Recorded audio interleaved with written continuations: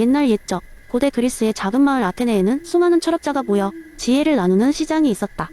그 중에서도 소크라테스라는 이름은 누구나 알 만큼 유명했다. 그는 항상 자신이 모른다는 사실을 인정하며 사람들에게 끊임없는 질문을 던져 그들 스스로 진리를 발견하게 만드는 방식으로 유명했다. 오늘 이야기의 주인공인 필리포스도 이 소크라테스의 이론으로부터 큰 깨달음을 얻은 사람 중 하나다.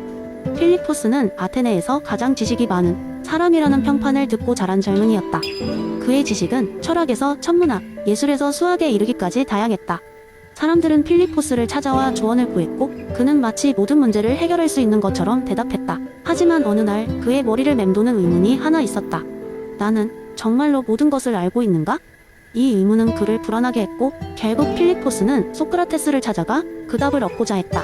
필리포스는 소크라테스를 만나기 위해 시장을 찾았다. 그는 조용히 소크라테스에게 다가가 자기가 가진 지식에 대한 자부심을 설명하고 모든 지식을 안다고 믿는다고 이야기했다.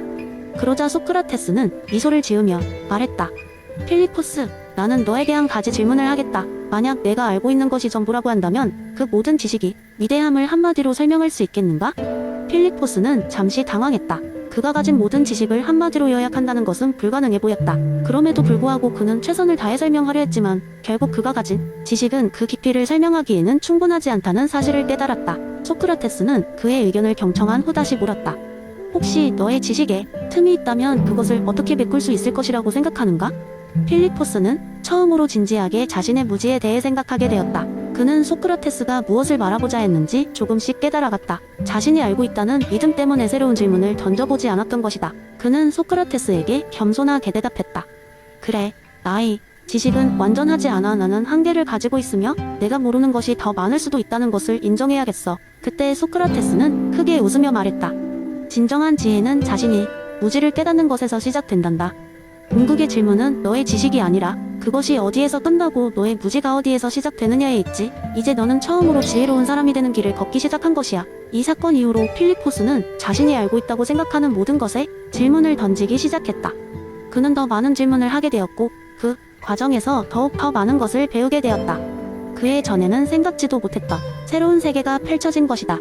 필리포스는 아테네의 많은 젊은이들에게 소크라테스의 이론을 전파하며 그들에게도 질문의 중요성을 깨우치도록 도왔다. 그는 더 이상 모든 것을 아는 사람으로 불리지 않았지만 오히려 사람들은 그를 진정한 현자로 존경하게 되었다. 이렇게 소크라테스의 무지의 자각은 필리포스뿐만 아니라 아테네 전체의 지혜를 전파하게 되었다.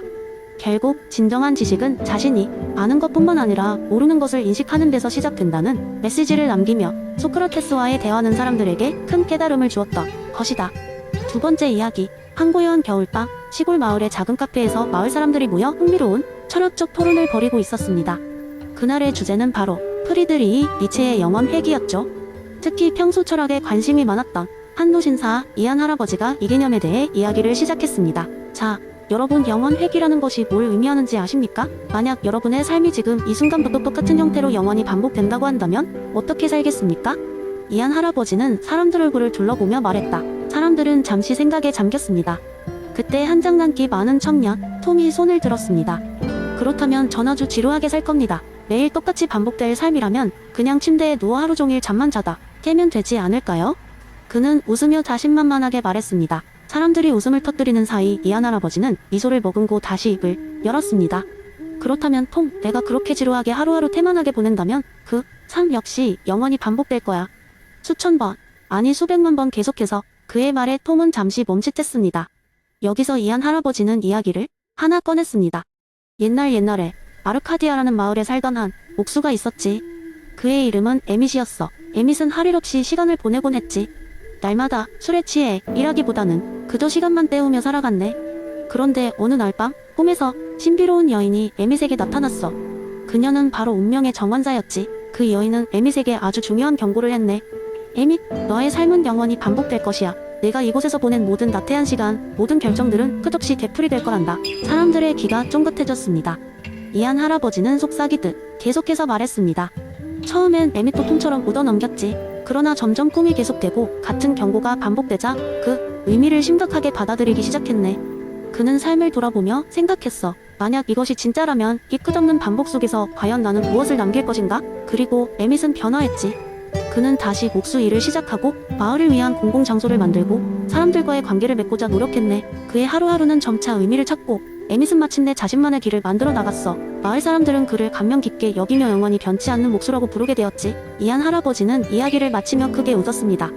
영원 회귀의 삶은 그렇게 멀리 있지 않아 바로 우리가 선택하는 오늘에 달려있는 것이야. 삶이 반복된다면 어떻게 사는 것이 좋을까? 결국 그것은 우리 자신이 결정해야 할 문제지. 사람들은 그제야 톰을 바라보며 고개를 끄덕였습니다. 톰은 어떻게 웃으며 말했다. 그렇다면 조금 더 의미 있는 삶을 고민해봐야겠군요.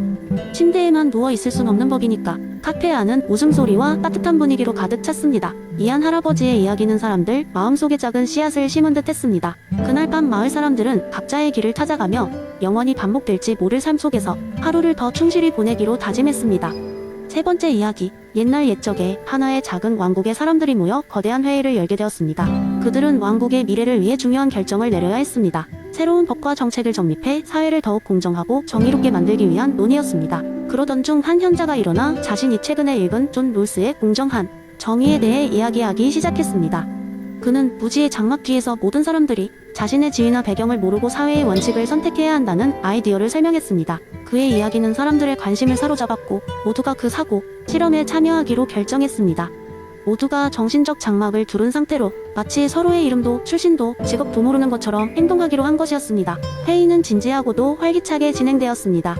상인, 농부, 예술가, 현자까지 다양한 사람들이 참여했지만 무지의 장막 덕분에 누구도 자신의 이익을 내세울 수 없었습니다. 모두는 각자의 경험이 아닌 추상적이고 보편적인 원칙에 대해 논의했습니다. 첫 번째로 그들은 기본적인 자유의 평등한 분배에 대해 이야기를 나누었습니다. 예를 들어 모두가 자신의 의견을 표현할 수 있는 자유, 종교를 선택할 수 있는 자유, 그리고 집회를 열 수 있는 자유에 대해 동의했습니다. 이는 사회가 건강하게 기능하기 위해 필요한 기본적인 것임을 인정했습니다. 그 다음에는 경제적 불평등의 문제를 다루었습니다. 처음에는 다소 갈등이 있었습니다. 어떤 이는 자신의 은신처가 화려한 탑에 있을지 아니면 작은 오두막을 지을 수 없는 상황에서 어떻게 불평등을 줄일지를 고민했습니다. 그러다 차등의 원칙을 적용하기로 했습니다. 사회적 경제적 불평등은 허용하되 그 불평등이 가장 불리한 사람들에게도 이익이 될 수 있도록 조정하기로 한 것입니다. 이러한 논의가 진행되는 동안에도 사람들은 점점 더 흥미를 느꼈습니다. 마치 자신이 누군지 무엇을 가졌는지를 전혀 모르는 상태에서 오로지 가장 공정한 사회가 무엇일지 고민하는 것이었습니다. 그 결과 그들은 모두가 행복하고 번영할 수 있는 왕국을 설계할 수 있었습니다. 회의가 끝난 후 사람들은 무지의 장막을 거두고 다시 자신의 본래 모습으로 돌아갔습니다. 흥미로운 점은 그들은 여전히 무지의 장막 속에서 함께 만들어낸 원칙들을 따르고 싶어 했다는 것입니다. 그 이유는 단순했습니다. 누구에게나 공정한 원칙이야말로 모두가 진정으로 만족할 수 있는 사회를 만들 수 있는 유일한 길임을 깨달았기 때문입니다. 그날 이후로 그 왕국은 롤스의 공정한 정의 이론을 바탕으로 지속적이고도 평화로운 발전을 이루었습니다. 사람들은 늘 함께 이야기하며 가장 공정한 결정을 내렸고 이를 통해 서로가 서로에게 좋은 이웃이자 든든한 버팀목이 되어주었습니다. 그리고 이러한 전통은 오랫동안 지속되었습니다. 결국 그들은 무지의 장막을 통해 자신이 알고 있던 가장 중요한 사실을 깨닫게 되었던 것입니다. 진정한 정의는 편견 없는 마음에서 시작된다는 것을. 네 번째 이야기. 예로부터 마을에는 운명의 택배기사라고 불리는 전설적인 인물이 있었습니다. 이 택배기사는 단순히 물건을 배달하는 것이 아니라 사람마다 가장 필요한 교훈이나 생각의 실마리를 함께 전달하는 능력으로 유명했습니다. 마을 주민들은 항상 그가 어떤 메시지를 가져올지 기대에 가득 차 있었습니다. 어느 날 마을의 중심에 자리 잡은 작은 도서관에서 뜬금없는 사건이 벌어졌습니다. 도서관을 책임지고 있는 헨리 할아버지가 누군가의 책들 위에 꼬깃꼬깃한 종이 쪽지를 발견한 것이었습니다. 그 종이 쪽지에는 정의란 무엇인가? 라는 큼지막한 글씨로 적혀 있었습니다. 호기심 많은 헨리 할아버지는 종이 쪽지를 주인에게 돌려주기보다는 오히려 마을 사람들에게 이 질문을 던져보기로 마음먹었습니다. 먼저 그는 도서관을 자주 찾는 젊은 공리주의자 앨리스에게 갔습니다. 앨리스는 사람들이 어떻게 하면 최대의 행복을 누릴 수 있을지 고민하는 것을 좋아했습니다. 그녀는 정의란 모든 사람에게 최대한의 행복을 줄 수 있는 선택지야라고 말하며 동네 빵집에서 매일같이 빵을 기부하는 자신이야말로 정의를 실현하고 있다고 자부했습니다. 그 다음에 만난 사람은 자유지상주의자이면서 동네 철물점을 운영하는 톰이었습니다. 톰은 정의란 내가 선택할 자유가 침해받지 않는 것이야라며 자신의 철물점에서 각종 상품을 고객이 원하는 대로 비싼 값에 팔 수 있는 자유를 누리는 것이 정의라고 여겼습니다. 마지막으로 헨리 할아버지는 공동체주의자가 많은 농장 공동체 리더 매기를 찾아갔습니다. 매기는 본인의 농장에서 수확한 채소들을 마을의 잔치 때마다 아낌없이 나누곤 했는데 매기의 철학은 달랐습니다. 매기는 정의란 우리 공동체가 함께 성장하고 모두가 잘 살 수 있도록 서로 돕고 지지하는 것이야라며 자신의 노력은 공동체를 위한 것임을 강조했습니다. 헨리 할아버지는 각자의 입장에서 정의에 대해 이야기하는 것을 듣고 고민에 빠졌습니다. 마을에 필요한 것은 무엇일까? 각자의 정의가 잘 실현되려면 어떤 메시지가 필요할까? 그렇게 하루를 보내고 돌아온 집에서 그는 깜짝 놀랐습니다. 그의 문 앞에 운명의 택배 기사가 남긴 작은 상자가 있었던 것입니다. 상자 안에는 마을 사람들의 의견이 담긴 메시지들이 한데 모여 있었고, 그 아래에는 각자의 정의를 존중하며 공동체의 소중함을 잊지 말라는 문구가 쓰여 있었습니다. 헨리 할아버지는 이 메시지를 보며 마을에 필요한 것이 모든 의견을 포용할 수 있는 정의라는 것을 깨달았습니다. 그는 그날 밤 마을 회관에서 주민들을 초대하여 각자의 정의관을 서로 나누고, 더 나아가 서로 협력하여 더 나은 공동체를 만들기 위한 토론 시간을 가졌습니다. 그 후로 마을은 어떻게 하면 각자의 정의를 존중하면서 공동체의 가치를 실현할 수 있을지를 고민하며 서로의 생각을 나눌 수 있는 정기적인 모임을 열기로 했습니다. 단순한 도움이 아니라 각자의 삶의 실질적인 변화를 가져오는 결정이었습니다. 운명의 택배 기사의 전설이 아니었다면, 그 종이 쪽지가 아니었다면 이 모든 변화는 아마 이루어지지 않았을 것입니다. 마을 사람들은 택배 기사의 기지에 감사했으며, 헨리 할아버지는 그 뒤로도 그저 마을이 함께할 수 있는 길을 찾는 데 앞장섰습니다. 그에게 정의란 마을 사람들이 서로의 맥락과 가치를 존중하며 더불어 살아가는 것이 되었습니다. 그리고 이 이야기는 두고두고 마을 전설로 남게 되었습니다.